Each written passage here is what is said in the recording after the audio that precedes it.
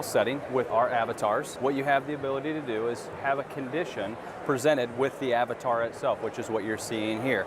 This hand remote is what you're interacting with and seeing on your screen, which allows us to point, click, ask questions to the patient. The patient is presenting certain conditions, which you see a little bit of tripoding. He's obviously struggling. There's a physiological model that actually runs in the background. So as I ask Mr. Hawthorne questions, he'll actually respond verbally to those questions. As I go through the assessment process, I'll actually be able to get vitals on the patient, SpO2, CO2, etc. Hook him up to a monitor, actually run pads, run the leads, interpret that EKG strip, and then treat. With the physiological model, as I push meds, as I give the patient oxygen, they'll actually respond visually to that, and they'll actually respond to the on the monitor in the same manner.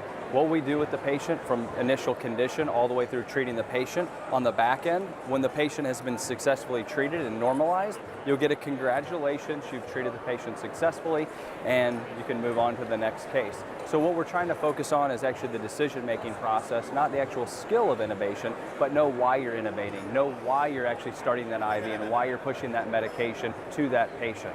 All right, so I'm actually looking at Mr. Hawthorne. I'm going to go up here, I'm going to assess the patient. I'm kind of looking at his face. He's obviously got some medical conditions. He's tripoding, he's struggling. I want to go in, I can actually start asking Mr. Hawthorne some questions. I was sitting down. You can hear him visually or verbally responding to my questions.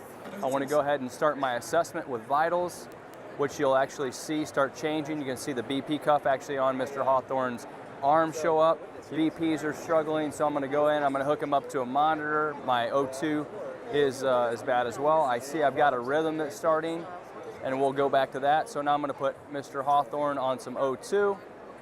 Go ahead and hit submit. I can see the vitals because there is a physiological model running in the background. I can see my O2 stats starting to come up. My desired patient ending outcome is there.